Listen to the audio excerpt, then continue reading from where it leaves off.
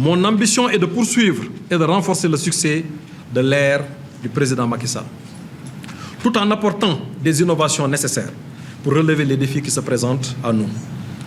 En conclusion, Monsieur le Président de la République, je tiens à vous remercier pour votre leadership et pour avoir ouvert la voie à une transition démocratique exemplaire en renonçant à un troisième mandat.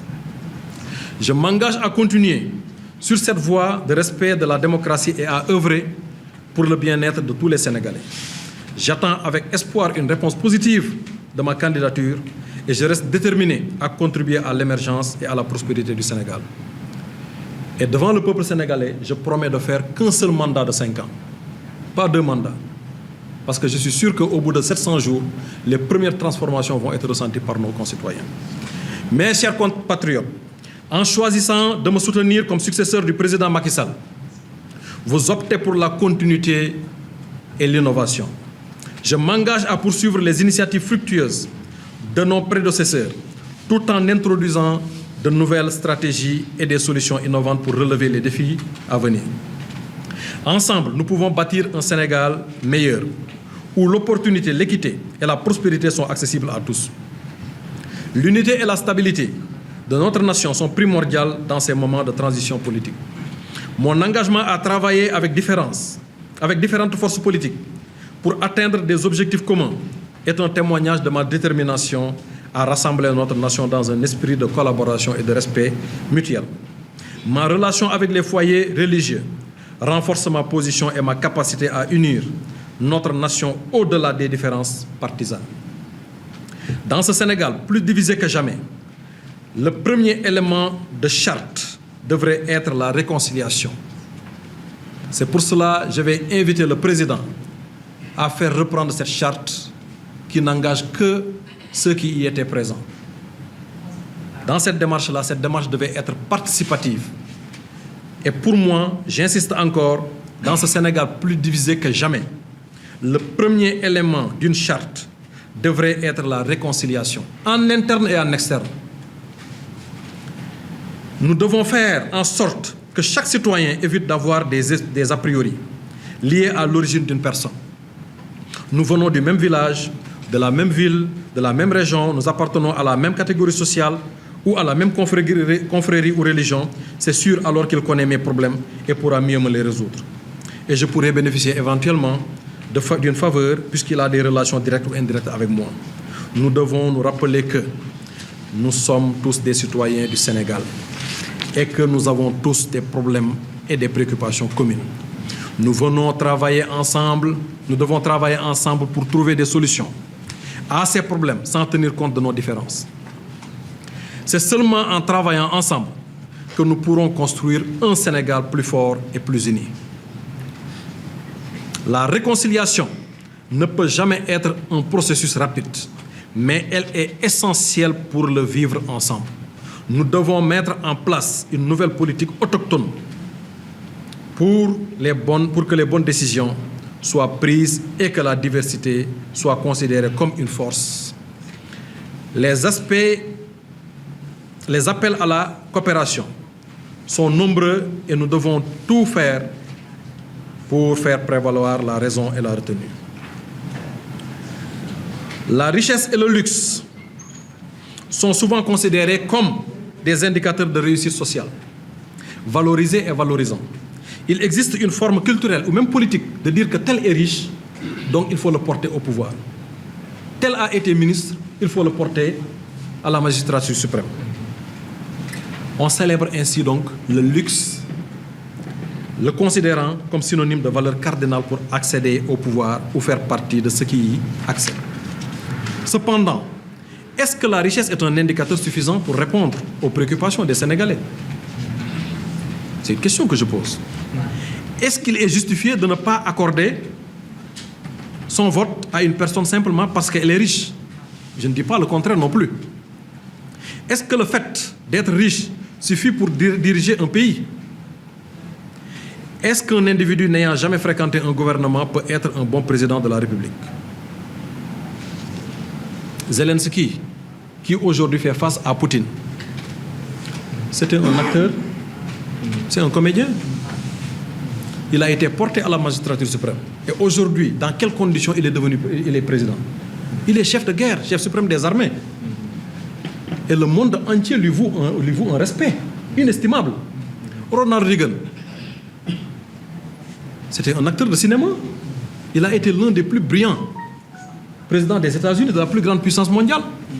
Donc ces critères-là, moi je pense que le seul critère qui vaille, c'est de travailler et bien travailler pour son pays et savoir bien le faire. La jeunesse également, l'âge. Macron est arrivé au pouvoir à l'âge de 39 ans, alors qu'on ne le prédisait même pas dans les pronostics.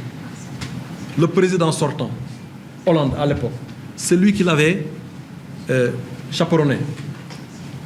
Il en est sorti avec moins de 5%. Donc je pense que le choix à faire devra être un choix de raison.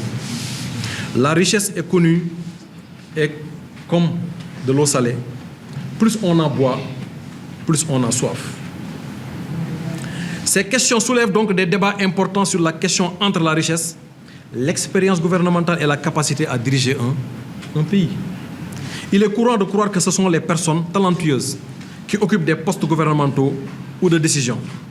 Mais cela ne dépend pas nécessairement de leur mérite, de leurs compétences ou de leurs résultats. Souvent, cela dépend de la volonté du président qui se base sur des critères que lui seul connaît. Ce qui peut surprendre d'ailleurs tout le monde quand telle personne est portée ou même maintenue dans un secteur alors que les acteurs concernés du secteur ne se sentent pas dans ce qu'il est en train de faire. Plusieurs fois, vous entendez un secteur se plaindre partout. Pas plus tard qu'hier à Thiès, un secteur s'est fait entendre pour dire qu'ils ne se reconnaissent pas de ce qui se fait à travers un secteur ministériel. Donc je pense que les critères doivent être revus. Les Sénégalais sont fatigués. Les Sénégalais sont fatigués. Donc il est important de noter que la richesse et l'expérience gouvernementale ne sont pas les seuls critères pour évaluer la capacité d'une personne à diriger un pays. Il existe d'autres qualités et compétences, telles que la vision, le leadership, la capacité à rassembler et à prendre des décisions éclairées, qui sont également essentielles pour être un bon président de la République. Il est donc nécessaire de prendre en compte différents facteurs lors de l'évaluation des candidats à la magistrature suprême. La richesse et l'expérience gouvernementale peuvent être des éléments à considérer, mais ils ne doivent pas être les seuls critères déterminants. Il est important de prendre en compte la vision, les compétences, les valeurs et les qualités de leadership d'un candidat pour pouvoir répondre aux préoccupations des Sénégalais de manière adéquate. Chers compatriotes, je vous exhorte donc à opter pour un changement dans la façon de choisir nos dirigeants. Ne pensez pas que la situation actuelle est irréparable. Ne désespérez pas. Sans ceux qui sont actuellement au pouvoir ou sans ceux qui vous vendent le luxe et la richesse. Comme le dit le proverbe, il vaut mieux l'inconnu que le mal connu. Nous devons être ouverts à de nouvelles possibilités et ne pas nous laisser influencer par des discours qui prétendent que tous les politiciens sont les mêmes en termes de pratique. Dans cette quête de changement, je vous promets mieux, chers compatriotes, et je suis capable de le réaliser. Comme l'a dit André Gide, je considère mon aventure avec le peuple sénégalais comme un projet, avec ce peuple comme client à satisfaire. Mon parcours professionnel de plus de 20 ans est axé sur la satisfaction des bénéficiaires. Je suis déterminé à mettre cette expérience au service de notre nation et à travailler pour le bien-être de tous. Il est temps de remettre en question les pratiques actuelles et de rechercher des dirigeants qui ont à cœur de répondre aux besoins et aux préoccupations du peuple. Comme l'a souligné François-Paul Alibert, nous ne désespérons pas d'en faire quelque chose de propre. Nous devons nous engager dans une collaboration fréquente et ouverte afin de construire ensemble un avenir meilleur. Mes chers compatriotes, je vous invite à considérer l'importance du changement dans notre processus de sélection des dirigeants.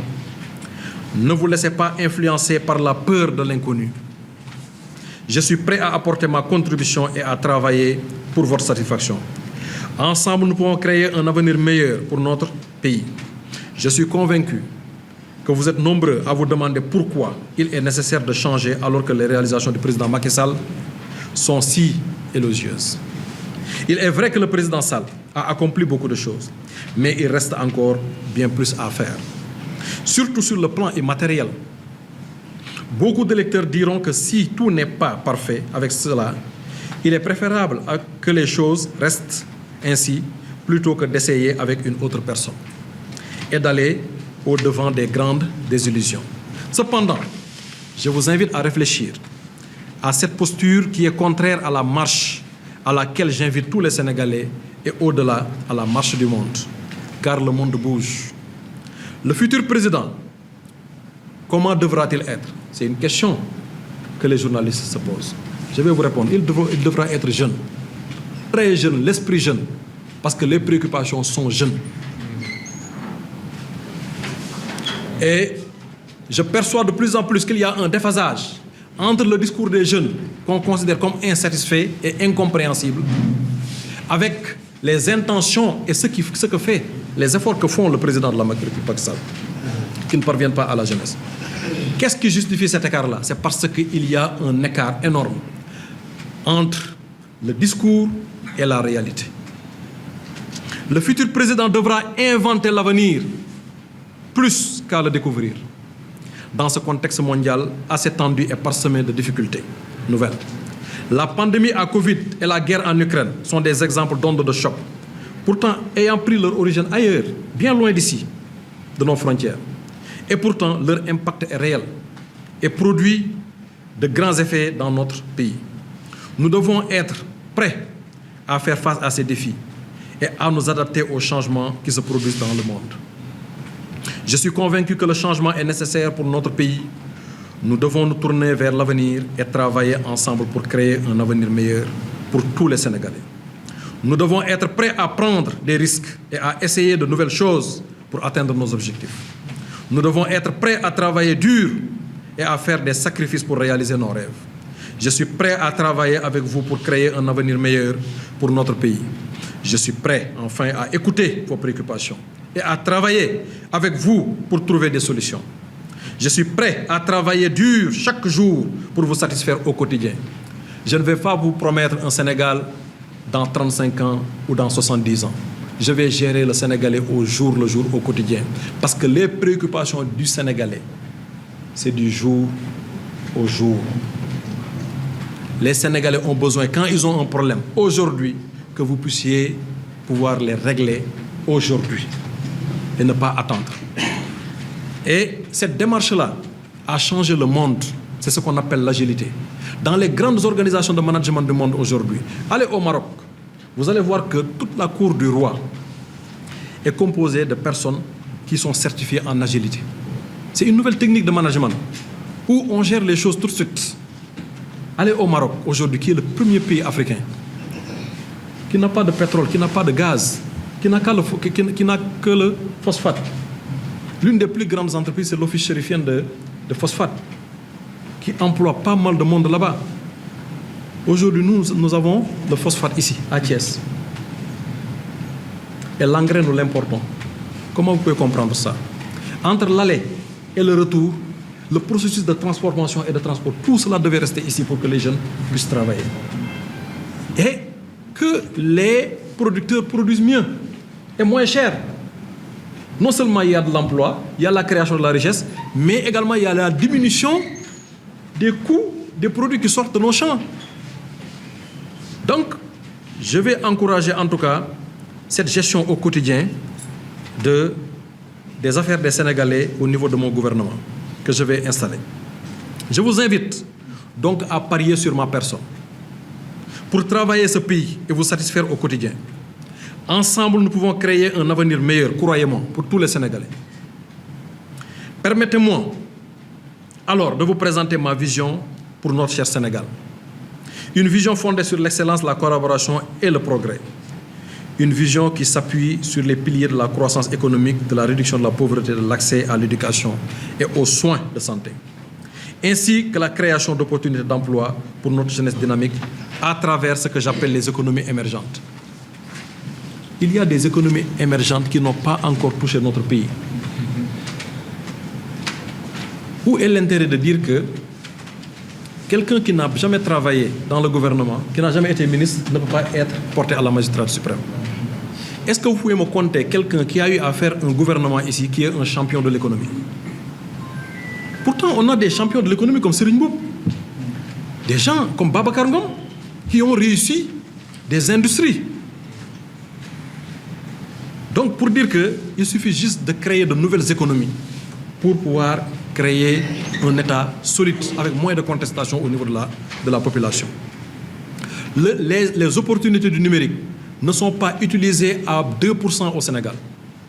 Dites-moi quel est le ministre de l'économie numérique au Sénégal qui a été nommé et qui a produit des réformes qui sont ressenties par la presse. À l'ère du numérique, il faut réinventer les revenus de la presse. À l'ère du numérique, comment réinventer le droit d'auteur pour les artistes? Ça fait partie de du programme que je vais proposer au Sénégal. C'est les économies émergentes pour ne pas que certains secteurs soient affaiblis par juste l'émergence d'une nouvelle technologie, alors que ça doit être une opportunité.